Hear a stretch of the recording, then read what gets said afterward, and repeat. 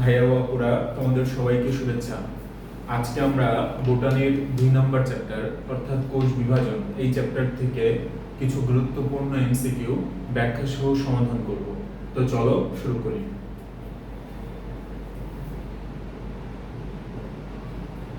তো দেখো, আমাদের প্রথম যে প্রশ্নটা এটা হচ্ছে মাইটোসিস ঘটে কোন ধরনের কোষে।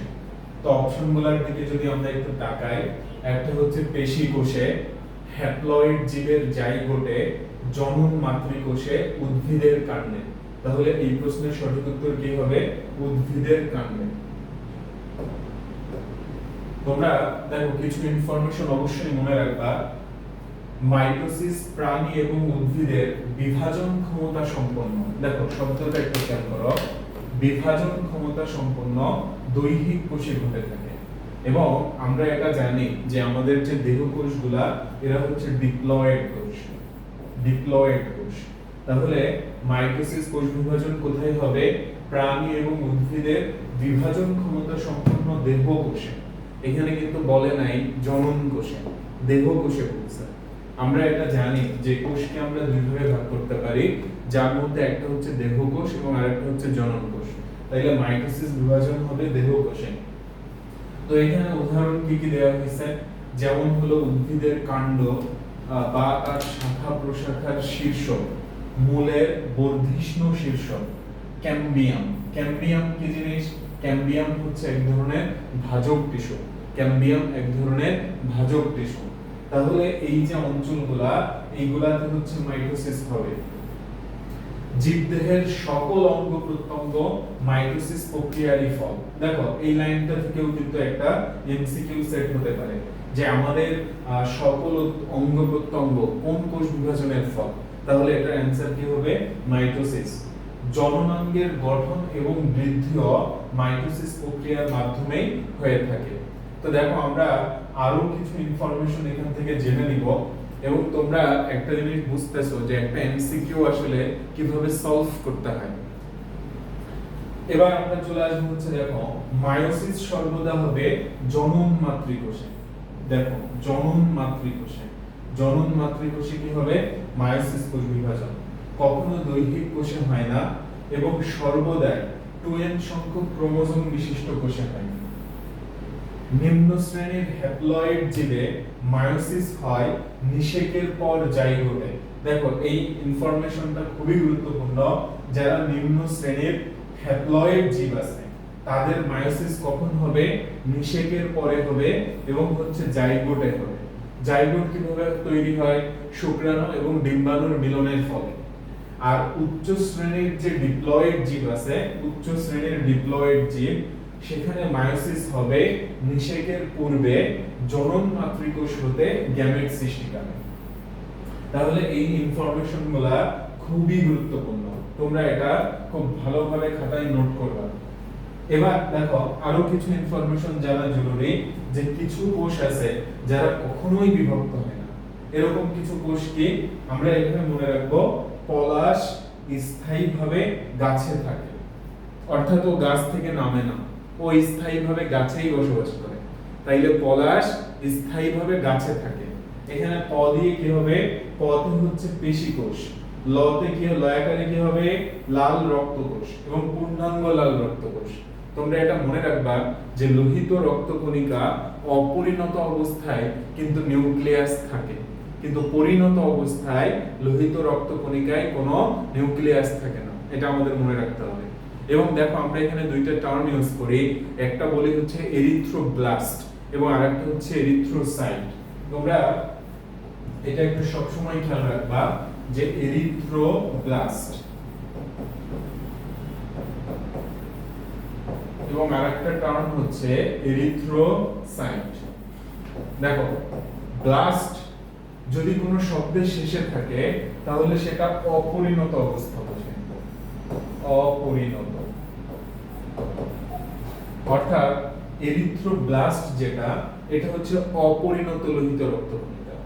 আর এরিথ্রোসাইট, সাইট মানে হচ্ছে কোষ, তাহলে এটা হচ্ছে পরিণত লোহিত রক্তকণিকা, পরিণত।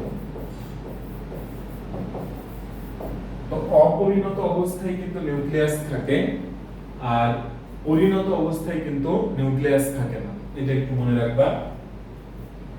তাহলে দেখো আমরা যেটা বলতেছিলাম যে কিছু কোষ আছে যারা কখনোই বিভক্ত হয় না, তারপরে আসবে হচ্ছে স্নায়ু কোষ এবং স্থায়ীভাবে গাছে অর্থাৎ স্থায়ী উদ্ভিদ কোষ, স্থায়ী উদ্ভিদ কোষ। তাহলে এরা হচ্ছে কখনোই বিভক্ত হয় না। এই জন্যই দেখো প্রথম যে অপশনটা ছিল পেশি কোষ, এটা কিন্তু আমাদের অ্যান্সার হয় নাই, কারণ হচ্ছে পেশি কোষ এখানে তো বিভাজনই ঘটে না। এবার আমরা চলে আসব পরবর্তী প্রশ্নে। কোষ চক্রে অভ্যন্তরীণ উদ্দীপনা প্রদান করে কোনটি? আচ্ছা, তো দেখো কোষ চক্র এটা বলতে আমরা কি বোঝাই, যে প্রস্তুতি পর্যায় এবং মাইটোসিস কোষ বিভাজন, এই দুটোকে আমরা একত্রে বলে থাকি হচ্ছে সেল সাইকেল বা হচ্ছে কোষ চক্র। আমরা এই ইনফরমেশনটা খুব ভালোভাবে মনে রাখবো যে কোষ চক্র সমান হচ্ছে কি প্রস্তুতি কাল প্লাস মাইটোসিস বিভাজন। আমরা প্রস্তুতি কালটাকে কি বলে থাকি? ইন্টারফেজ বলে থাকি। তাহলে দেখো কোষের বিভাজনরত অবস্থা এবং প্রস্তুতি পর্যায়, এই দুটোকে হাওয়ার্ড এবং পেল একত্রে নাম দেন কোষ চক্র। তাহলে এই ডেফিনেশনটা অবশ্যই তোমাকে খেয়াল রাখতে হবে। কোষের বিভাজনরত অবস্থা এবং প্রস্তুতি পর্যায়, এই দুইটাকে একত্রে হাওয়ার্ড এবং পেল কি নাম দিছে? কোষ চক্র বা সেল সাইকেল। তো তোমরা এটা এভাবে মনে রাখবা, পিএইচ, এখানে পি তে কি হবে? পেল, আর এইচ এ কি হবে? হাওয়ার্ড।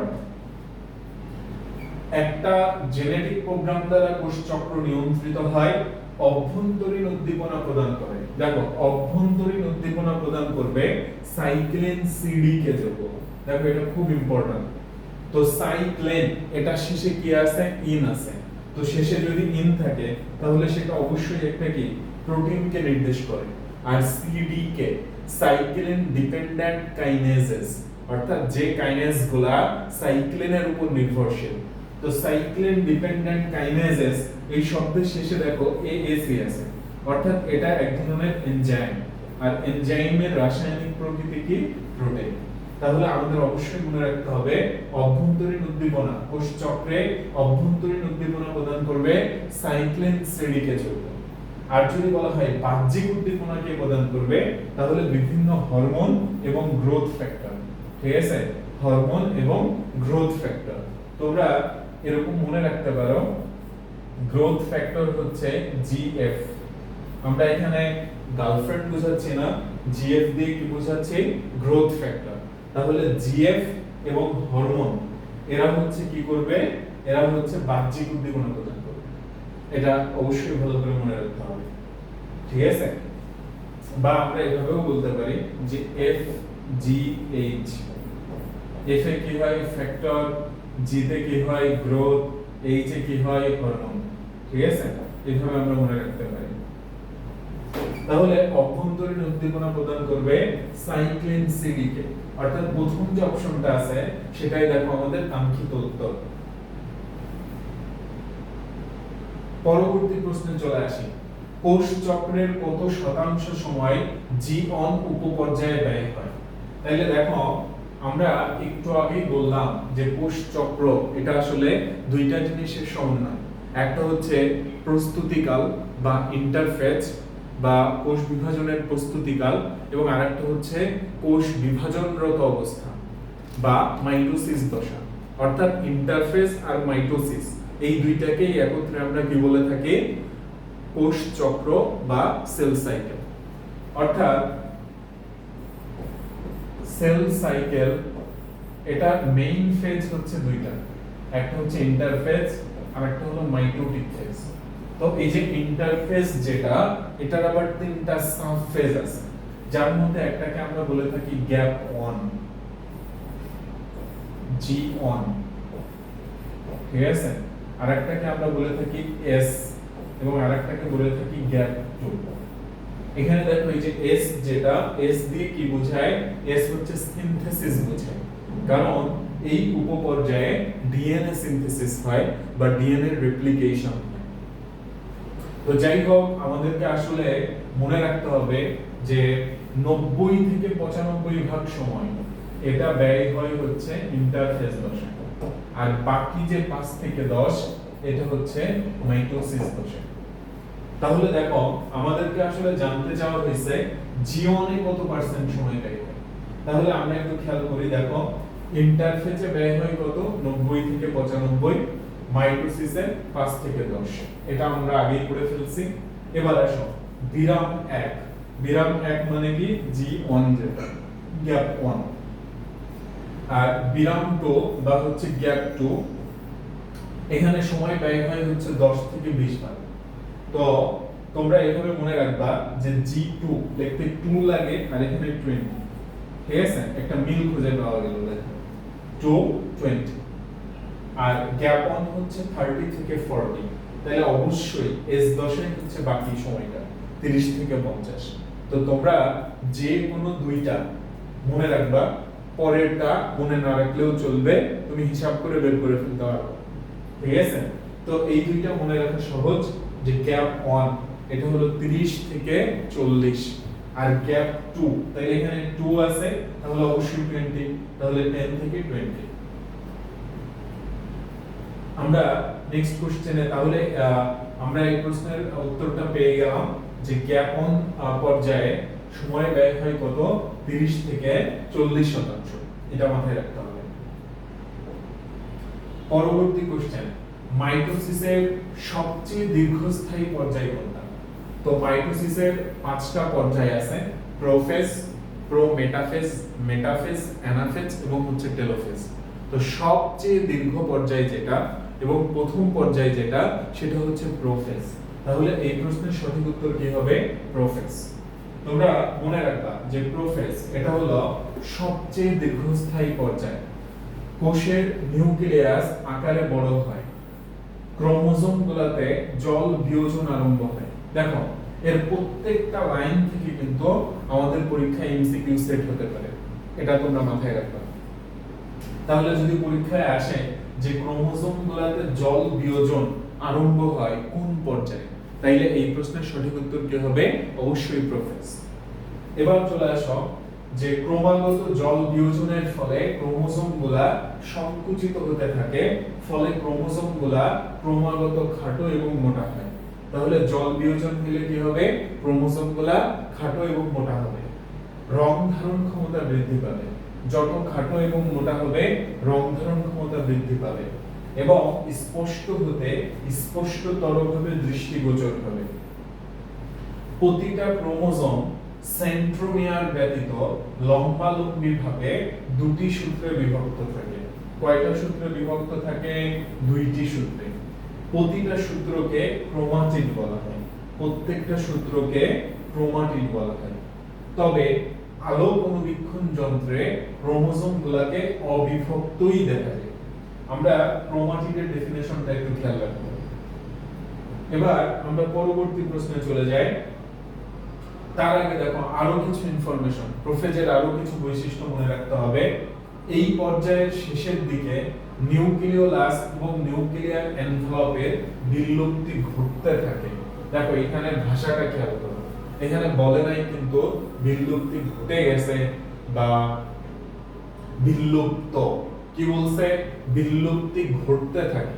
নিউক্লিওলাস এবং নিউক্লিয়ার এনভেলপের বিলুপ্তি ঘটতে থাকে। এরপরে চলে আসি সিডিকে কর্তৃক অটোকো প্রোটিনের ফসফোরাইলেশনের কারণে ক্রোমোজোমের সংকোচন শুরু হয়। তাহলে আমরা যে বললাম যে ক্রোমোজোম গুলাতে জল বিয়োজন আরম্ভ হয়, তারপরে হচ্ছে ক্রোমোজোম গুলা সংকুচিত হয়, খাটো এবং মোটা হয়। তো এটার পেছনে আসলে প্রভাবক কি? এটার পেছনে দেখো প্রভাবক হচ্ছে সিডিকে কর্তৃক অটোকো প্রোটিনের ফসফোরাইলেশন। আমরা এই ইনফরমেশনটা মনে রাখবো। এবং সিডিকে এটা দিয়ে কি বোঝাইছে, সাইক্লিন ডিপেন্ডেন্ট কাইনেজেস। এবং অটোকো প্রোটিনের ফসফোরাইলেশনের কারণে নিউক্লিয়ার এনভেলপের বিলুপ্তি ঘটতে থাকে। এই পর্যায়ে স্পিন্ডল তন্তু সৃষ্টির সূচনা ঘটে। দেখো এই লাইনগুলা বা এই পরিভাষাগুলা তোমাকে খুব ভালোভাবে মনে রাখতে হবে, নতুবা কিন্তু পরীক্ষার হলে তুমি কনফিউজ হয়ে যাবে। এখানে কিন্তু বলে নাই যে স্পিন্ডল যন্ত্রের আবির্ভাব ঘটে, কি বলছে? স্পিন্ডল তন্তু সৃষ্টির সূচনা ঘটে। তাহলে আমরা এটার পরিণতি কখন দেখতে পাবো? অবশ্যই প্রোমেটাফেজ ধাপে, অর্থাৎ প্রোমেটাফেজ ধাপের শুরুতেই আমরা দেখব যে স্পিন্ডল যন্ত্রের আবির্ভাব ঘটে গেছে। প্রাণী কোষের সেন্ট্রিওল থেকে, দেখো ভেরি ভেরি ইম্পর্টেন্ট, সেন্ট্রিওল থেকে এবং উদ্ভিদ কোষে মাইক্রোটিউবিউল থেকে স্পিন্ডল তন্তুর সৃষ্টি হয়। তো আমরা কোষের গঠন এই চ্যাপ্টারটা যখন পড়ছি এবং কোষীয় অঙ্গাণুগুলোর কাজ পড়ছি, যে সেন্ট্রিওলের কাজ, তারপরে মাইক্রোটিউবিউলস এর কাজ বা সাইটোস্কেলেটন বা কোষীয় কঙ্কালের কাজ, তখন কিন্তু আমরা এই ইনফরমেশনগুলা পড়ছি। আমরা পরবর্তী কোশ্চেনে চলে আসব। সাবমেটাসেন্ট্রিক ক্রোমোজোমের আকার ইংরেজি কোন অক্ষরের মতো দেখে? দেখো এই প্রশ্নটা একই সাথে দুইটা চ্যাপ্টারকেই কভার করে। আমরা কোষ এর গঠন এই চ্যাপ্টারেও এই টপিকটা পড়ছি, যে ক্রোমোজোমগুলোর আকৃতি কেমন হয়, আবার কোষ বিভাজন এই চ্যাপ্টারেও আছে। তো তোমাদের নিশ্চয়ই মনে আছে যে চারটা অক্ষরের মতো ভি, এল, জে আর হচ্ছে আই। তো মেটাসেন্ট্রিক যেটা, এটা হচ্ছে ভি অক্ষরের মতো, সাবমেটাসেন্ট্রিকটা হচ্ছে এল অক্ষরের মতো, অ্যাক্রোসেন্ট্রিকটা হচ্ছে জে অক্ষরের মতো, আর টেলোসেন্ট্রিক যেটা, এটা হচ্ছে আই অক্ষরের মতো। ঠিক আছে? তাহলে আমাদের এই ইনফরমেশনগুলা খুব ভালোভাবে মনে রাখতে হবে। তো আমাদের বলছে সাবমেটাসেন্ট্রিক, তাহলে এটা অবশ্যই এল অক্ষরের মতো হবে। সাবমেটাসেন্ট্রিক ক্রোমোজোম এটা হচ্ছে এল অক্ষরের মতো। পরবর্তী কোশ্চেনে আমরা চলে যাব মাইটোসিসের গুরুত্ব কোনটি। তাহলে দেখো এই ধরনের প্রশ্নের যদি তুমি উত্তর দিতে চাও, তোমাকে অবশ্যই মাইটোসিসের গুরুত্ব জানতে হবে, মিয়োসিসের গুরুত্ব জানতে হবে, এবং দুটোর মধ্যে কি ডিফারেন্স আছে এটাও খুব ভালোভাবে খেয়াল রাখতে হবে। তাইলেই তুমি এই ধরনের এমসিকিউ অ্যানসার করে আসতে পারবা। তো দেখো আমরা যদি একটু অপশনগুলোর দিকে তাকাই, একটা বলা হচ্ছে জনন কোষ সৃষ্টি, ক্রোমোজোমের সংখ্যা ধ্রুব রাখা, অভিব্যক্তি। তো এগুলা সব হচ্ছে মিয়োসিসের গুরুত্ব। আমরা মিয়োসিস কোষ বিভাজনের যখন গুরুত্ব পড়ব, দেখবা যে আমরা প্রত্যেকটা পয়েন্ট পাচ্ছি মিয়োসিস। তাহলে পুনরুৎপাদন, এটা হচ্ছে মাইটোসিসের গুরুত্ব, পুনরুৎপাদন। তাহলে আমরা যদি মাইটোসিসের গুরুত্বগুলা সহজে মনে রাখতে চাই, এভাবে মনে রাখবো, জীবন দুঃখ বেদনায় ভরপুর কেন? জীবন দুঃখ বেদনায় ভরপুর কেন? এখানে দেখো বর্গের জতে কি হয়? জননাঙ্গ সৃষ্টি, জনন কোষের সংখ্যা বৃদ্ধি। আমরা এই আজকের ক্লাসের একদম শুরুতেই মনে করে দেখো এরকম পড়ছিলাম যে আমাদের দেহের সকল অঙ্গ প্রত্যঙ্গ এটা হচ্ছে মাইটোসিস প্রক্রিয়ার ফল। তাহলে বুঝতেই পারতেছো যে জননাঙ্গ সৃষ্টি এটা হচ্ছে মাইটোসিসের গুরুত্ব। এরপরে চলে আসি দন্তেন্ন। দন্তেন্নতে কি হয়? নির্দিষ্ট আকার আয়তন রক্ষা। তারপরে দতে কি হয়? দেহ গঠন এবং দৈহিক বৃদ্ধি। তাহলে দেহ গঠন এবং দৈহিক বৃদ্ধি এটা কার গুরুত্ব? এটা মাইটোসিসের গুরুত্ব। এরপরে আসি খতে কি হবে? ক্ষতস্থান পূরণ এবং হচ্ছে ক্ষয় পূরণ ক্রমাগত। বেদনায় বতে হচ্ছে বংশ বৃদ্ধি। কোথায়? এককোষী সুকেন্দ্রিক জীবে, অর্থাৎ ইউক্যারিওটিক জীবে, এবং সেটা এককোষী হতে হবে। যেমন উদাহরণ হিসাবে ক্লামাইডোমোনাস এর কথা বলা হয়েছে, ক্লামাইডোমোনাস। ভরে হচ্ছে ভারসাম্য রক্ষা। কার? নিউক্লিয়াস এবং সাইটোপ্লাজমে। নিউক্লিয়াস এবং সাইটোপ্লাজমের ভারসাম্য রক্ষা। তাহলে এগুলাই হচ্ছে মাইটোসিসের গুরুত্ব।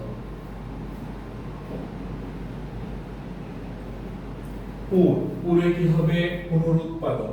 কেন? ক্রোমোজোমের সংখ্যার সমতা রক্ষা। ক দিয়ে কি হবে? ক্রোমোজোমের সংখ্যার সমতা রক্ষা। এবার আমরা চলে আসি মিয়োসিসের গুরুত্ব। এটা আমরা কিভাবে মনে রাখবো? প্রজাতির বৈচিত্র্য সম্পর্কে জানার জন্য মেন্ডেলের কাছে গেল। প্রজাতির বৈচিত্র্য সম্পর্কে জানার জন্য মেন্ডেলের কাছে গেল। অভিতে কি হবে? অভিব্যক্তি। প্রজাতির স্বকীয়তা ঠিক রাখা, বৈচিত্র্যের সৃষ্টি, জনন কোষ সৃষ্টি। দেখো, একটা হলো জনন কোষ সৃষ্টি এবং আরেকটা হচ্ছে জনন কোষের সংখ্যা বৃদ্ধি। দুটো কিন্তু দুই জিনিস, ঠিক আছে? তো জনন কোষ সৃষ্টি এটা মিয়োসিস কোষ বিভাজনের গুরুত্ব, আর জনন কোষের সংখ্যা বৃদ্ধি এটা মাইটোসিস কোষ বিভাজনের গুরুত্ব। তারপর হচ্ছে জন্য, জন্যতে কি হবে? যৌনক্রম। যৌনক্রম কি জিনিস? কোন জীবের জীবন চক্রে হ্যাপ্লয়েড এবং ডিপ্লয়েড দশার পর্যায়ক্রমিক আবর্তন, এটাকে কি বলা হয়? যৌনক্রম বা অল্টারনেশন অফ জেনারেশন বলা হয়। তারপরে মেন্ডেলের সূত্রের ব্যাখ্যা মিয়োসিস ছাড়া দেওয়া সম্ভব নয়। তারপরে হচ্ছে ক্রোমোজোম সংখ্যা ধ্রুব রাখা। মিয়োসিস কোষ বিভাজনের ফলে ক্রোমোজোম সংখ্যা ধ্রুব রাখা যায়। আর গ্যালোতে হচ্ছে কি? গ্যামেট সৃষ্টি ও বংশবৃদ্ধি। গ্যামেট সৃষ্টি, দেখো আমরা একটু আগে পড়ে আসছিলাম জনন কোষ সৃষ্টি, তো গ্যামেট মানেই হচ্ছে জনন কোষ। অর্থাৎ তোমার এই দুইটার যে কোনো একটা মনে রাখলেই চলবে। আমরা নেক্সট কোশ্চেনে চলে আসব। পুষ্টির অভাবে কোষের মৃত্যুকে কি বলা হয়? তো কোষের মৃত্যু দুই ভাবে হতে পারে, একটা হচ্ছে পুষ্টির অভাবে এবং আরেকটা হচ্ছে জেনেটিক্যালি নিয়ন্ত্রিত মৃত্যু। তো জেনেটিক্যালি নিয়ন্ত্রিত যে মৃত্যু এটাকে কি বলা হয়? অ্যাপোপ্টোসিস। আর পুষ্টির অভাবে যে মৃত্যু এটাকে বলা হয় নেক্রোসিস। তোমরা এভাবে মনে রাখতে পারো যে এনএ হচ্ছে নিউট্রিশন আর এনএ নেক্রোসিস। তাহলে পুষ্টির অভাবে মৃত্যু হলে সেটাকে আমরা কি বলবো? নেক্রোসিস। তাহলে খেয়াল করো, নেক্রোসিস হলো পুষ্টির অভাব হলে অথবা বিষাক্ত দ্রব্যের কারণে ক্ষতিগ্রস্ত হলে কোষ মারা যায়। পুষ্টির অভাব হলে অথবা বিষাক্ত দ্রব্যের কারণে ক্ষতিগ্রস্ত হলে কোষ মারা যায়। আর অ্যাপোপ্টোসিস এটা হলো কোষের জেনেটিক্যালি নিয়ন্ত্রিত মৃত্যু। কোষের জেনেটিক্যালি নিয়ন্ত্রিত মৃত্যু। পরবর্তী কোশ্চেনে আমরা চলে আসি। বাইভ্যালেন্ট দেখা যায় কোন পর্যায়ে? তো বাইভ্যালেন্ট এটা আমরা কোন পর্যায়ে দেখব? এটা হচ্ছে জাইগোটিন পর্যায়ে। তোমরা নিশ্চয়ই জানো যে মিয়োসিস একের প্রোফেজ একের একটা উপপর্যায় হচ্ছে জাইগোটিন, এবং আমরা সেখানে কি কি পড়ছি? একটা ছিল pachytene, zygotene, diplotene, diakinesis, leptotene, এই যে পাঁচটা উপপর্যায় ছিল। তো খেয়াল করো, আমরা এটা এইভাবে মনে রাখতে পারি যে জাইগোটিন উপপর্যায়ে সংঘটিত বিভিন্ন গুরুত্বপূর্ণ ঘটনাবলী জাই বাই সাই। জাই বাই সাই। জাইতে কি হবে? জাইগোটিন। বাইতে কি হবে? বাইভ্যালেন্ট। এবং সাইতে কি হবে? সাইনেপসিস। ঠিক আছে? তাহলে আমরা বাইভ্যালেন্ট দেখা যায় কোন পর্যায়ে? এটা হচ্ছে জাইগোটিন পর্যায়ে, এটা মনে রাখতে হবে। পরবর্তী কোশ্চেন, নন সিস্টার ক্রোমাটিডের মধ্যে পরস্পরের অংশের বিনিময়কে কি বলে? তাহলে এটাকে অবশ্যই ক্রসিং ওভার বলে। এটা খুবই সহজ একটা প্রশ্ন। তো দেখো, ক্রসিং ওভারের কৌশল, দুটি নন সিস্টার ক্রোমাটিড একই স্থান বরাবর ভেঙে যায় এবং এইখানে যে এনজাইমটা দায়ী তার নাম হচ্ছে এন্ডোনিউক্লিয়েজ। ঠিক আছে? এই এনজাইমের নামটা ভালোভাবে মনে রাখতে হবে, এন্ডোনিউক্লিয়েজ। একটির এক অংশ অপরটির অন্য অংশের সাথে জোড়া লাগে লাইগেজ নামক এনজাইম দ্বারা। তো এটা খুবই সহজ একটা বিষয়। জোড়া লাগানোর জন্য যে এনজাইম তাকে আমরা কি বলে থাকি? Ligase enzyme. এবং এর ফলে কায়াজমা সৃষ্টি হয়। শেষ পর্যায়ে প্রান্তীয়করণের মাধ্যমে ক্রোমাটিডের বিনিময় শেষ হয়। শেষ পর্যায়ে টার্মিনালাইজেশন বা প্রান্তীয়করণের মাধ্যমে ক্রোমাটিডের বিনিময় শেষ হয়। তাহলে দেখো, এই যে স্টেপগুলা এটা একটু খেয়াল রাখতে হবে। আর ক্রসিং ওভারের ডেফিনিশনটা যে নন সিস্টার ক্রোমাটিডের মধ্যে পরস্পরের অংশের বিনিময়, এটাকে কি বলা হয়? ক্রসিং ওভার বলা হয়। পরবর্তী কোশ্চেন, মায়োসিস প্রক্রিয়ায় নিউক্লিয়াসের প্রথম এবং দ্বিতীয় বিভক্তির অন্তর্বর্তীকালীন সময়কে কি বলা হয়? তাহলে এটাকে বলা হবে ইন্টারকাইনেসিস। ইন্টারকাইনেসিস। ইন্টার শব্দের অর্থ কি? মধ্যবর্তী। তাহলে দেখো যে প্রথম এবং দ্বিতীয় বিভক্তির অন্তর্বর্তীকালীন সময়, তাহলে আমরা বুঝতেই পারতেছি যেটা হবে ইন্টারকাইনেসিস। তবে এখানে যেন আমরা কনফিউজ না হয়ে যাই, এটা কিন্তু ইন্টারফেজ না। ইন্টারফেজ দ্বারা আমরা হচ্ছে প্রস্তুতি পর্যায় বুঝাই, এটা মাথায় রাখবা। তো দেখো আমরা এই কনফিউশন ক্লিয়ারটা খুব ভালোভাবে খেয়াল রাখবো যে কতগুলা কাইনেসিস আছে। দেখো একটা হচ্ছে ক্যারিওকাইনেসিস। তো ক্যারিও শব্দের অর্থ হচ্ছে নিউক্লিয়াস, তাহলে ক্যারিওকাইনেসিস দিয়ে কি বোঝায়? নিউক্লিয়াসের বিভাজন। সাইটোকাইনেসিস, এটা হচ্ছে সাইটোপ্লাজমের বিভাজন। সাইটোকাইনেসিস সাইটোপ্লাজমের বিভাজন। মেটাকাইনেসিস, ক্রোমোজোমের বিষুবীয় অঞ্চলে বিন্যস্তকরণ, এটাকে কি বলা হয়? মেটাকাইনেসিস। এবং এটা কোন ধাপে ঘটে? এটা হচ্ছে আমরা মেটাফেজ ধাপে দেখতে পাই মেটাকাইনেসিস। ইন্টারকাইনেসিস, ইন্টার মানে হচ্ছে মধ্যে, অর্থাৎ প্রথম এবং দ্বিতীয় মায়োসিসের মধ্যবর্তী সময়। আরেকটা হচ্ছে ডায়াকাইনেসিস, এটা হচ্ছে মায়োসিস 1 এর প্রোফেজ 1 এর একটা উপপর্যায়। তাহলে আমরা দেখো কোষ বিভাজন চ্যাপ্টারে প্রায় 5টা কাইনেসিস দেখতে পাই, এটা একটু খেয়াল রাখবা ভালোভাবে।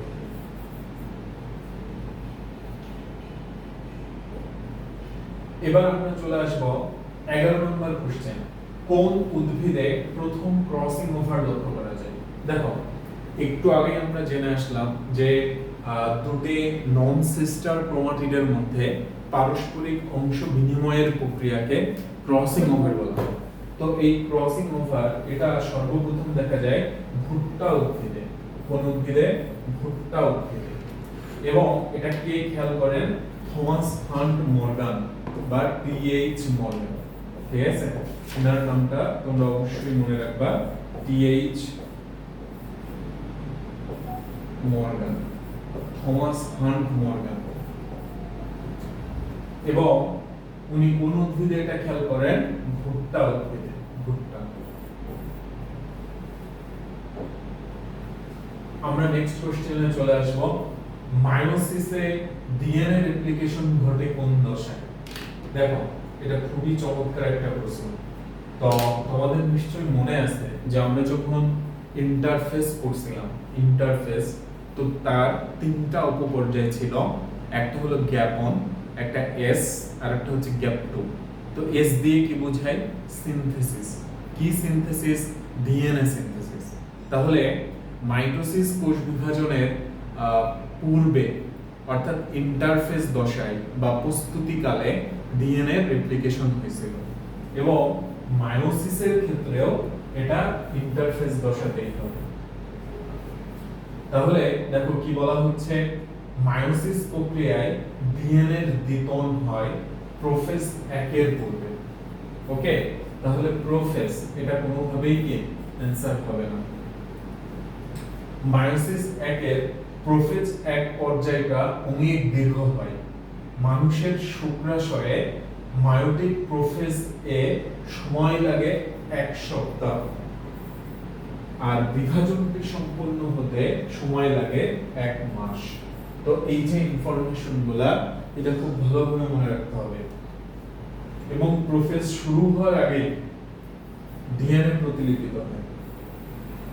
তাহলে প্রোফেজ শুরু হওয়া বা কোষ বিভাজন শুরু হওয়া তার আগের যে পর্যায় সেটাকে আমরা কি বলে থাকি?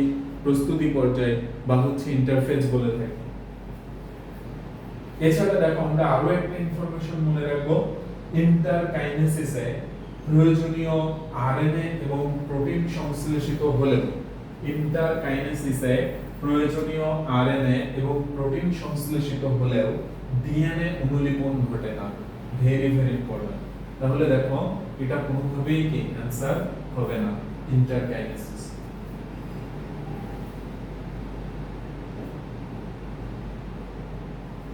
পরবর্তী কোশ্চেনে আমরা চলে আসব, একজন প্রাপ্তবয়স্ক ব্যক্তির দেহে কতটি কোষ থাকে? তাহলে এটা অবশ্যই মনে রাখবা যে 10 টু দি পাওয়ার 14 সংখ্যক, অর্থাৎ এটাকে আমরা বলতে পারি 100 ট্রিলিয়ন। ঠিক আছে, 100 ট্রিলিয়ন, মিলিয়ন বা বিলিয়ন না, এখানে কিন্তু ট্রিলিয়ন বলা হচ্ছে। এটা মনে রাখাটা খুব জরুরি যে 100 ট্রিলিয়ন কোষ থাকে একজন প্রাপ্তবয়স্ক ব্যক্তির দেহে, যেটাকে আমরা 10 টু দি পাওয়ার 14 এই সূচকে প্রকাশ করতে পারি। তাহলে এই প্রশ্নের সঠিক উত্তর হচ্ছে 100 ট্রিলিয়ন। মুক্ত নিউক্লিয়ার কোষ বিভাজনের ফসল কোনটি? এটা খুবই সহজ একটা প্রশ্ন, এটা আমরা সবাই জানি, ডাবের পানি। তাহলে ডাবের পানি হচ্ছে মুক্ত নিউক্লিয়ার কোষ বিভাজনের ফসল। আমরা মনে রাখবো যে সাইটোকাইনেসিস না হলে এবং ক্যারিওকাইনেসিস চলতে থাকলে, যে সাইটোপ্লাজমের যদি বিভাজন না হয় এবং ক্যারিওকাইনেসিস বা নিউক্লিয়াসের বিভাজন এটা যদি চলতে থাকে, তাহলে একই কোষে বহু নিউক্লিয়াসের সৃষ্টি হয়। একে বলা হয় মুক্ত নিউক্লিয়ার বিভাজন। ডাবের পানি মুক্ত নিউক্লিয়ার বিভাজনের ফসল। কোন কোন শৈবাল, ছত্রাক এবং প্রাণী কোষে ক্যারিওকাইনেসিস ঘটে, কিন্তু সাইটোকাইনেসিস ঘটে না। এর ফলে একটি কোষে বহু নিউক্লিয়াস উৎপন্ন হয়। এই ধরনের উদ্ভিদ কোষকে সিনোসাইটিক বলা হয়। খেয়াল করো, অর্থাৎ বহু নিউক্লিয়াস বিশিষ্ট উদ্ভিদ কোষ, এটাকে কি বলা হবে? সিনোসাইটিক। এবং প্রাণী কোষকে বলা হবে প্লাজমোডিয়াম। তাহলে প্রাণী কোষ, পতে প্রাণী, পতে প্লাজমোডিয়াম।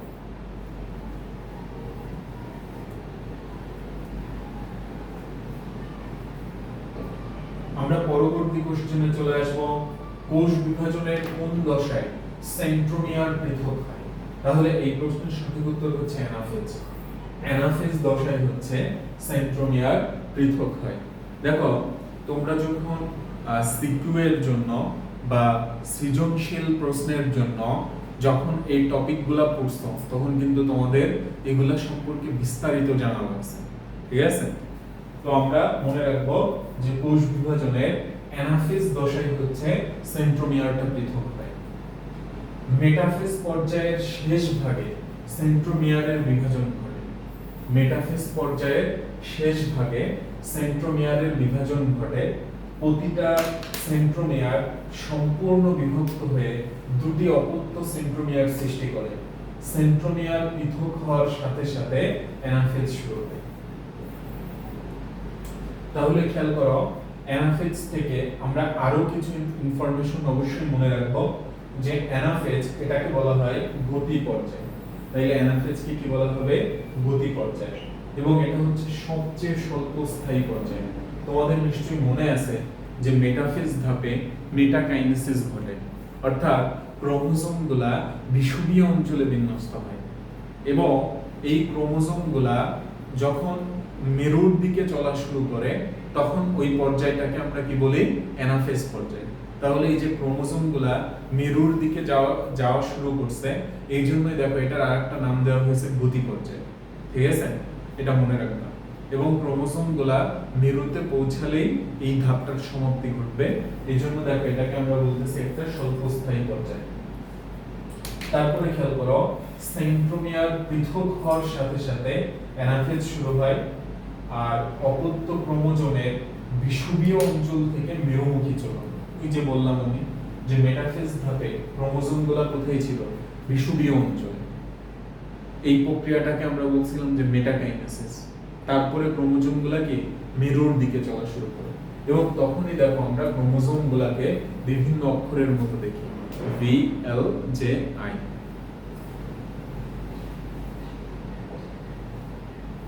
এরপরে দেখো, অপত্য ক্রোমোজোমগুলোর মধ্যে বিকর্ষণ শক্তি বৃদ্ধি পায়, ফলে এরা বিষুবীয় অঞ্চল থেকে পরস্পর বিপরীত মেরুর দিকে যেতে থাকে। সেন্ট্রোমিয়ারের পূর্ণ বিভক্তি ঘটে, ভেরি ভেরি ইম্পর্টেন্ট। ফলে প্রতিটা ক্রোমাটিড একটা অপত্য ক্রোমোজোমে পরিণত হয়। অপত্য ক্রোমোজোমের মেরু অভিমুখী চলনে সেন্ট্রোমিয়ার অগ্রগামী এবং বাহুদ্বয় অনুগামী হয়। অপত্য ক্রোমোজোমে সেন্ট্রোমিয়ারের অবস্থানের বিভিন্নতার জন্য এই সময় ক্রোমোজোমগুলোকে ইংরেজি বর্ণমালার ভি, এল, জে ও আই অক্ষরের মতো লেখে। অপত্য ক্রোমোজোমগুলা মেরুর কাছাকাছি পৌঁছালেই এই পর্যায়ের সমাপ্তি ঘটে। তাহলে দেখো এইখানে যে ইনফরমেশন গুলো আছে এদের যে কোনোটাই আমাদের পরীক্ষায় আসতে পারে এবং আমাদের অবশ্যই ভালোভাবে মনে রাখতে হবে যেগুলো হচ্ছে অ্যানাফেজ পর্যায়ের বৈশিষ্ট্য। আমরা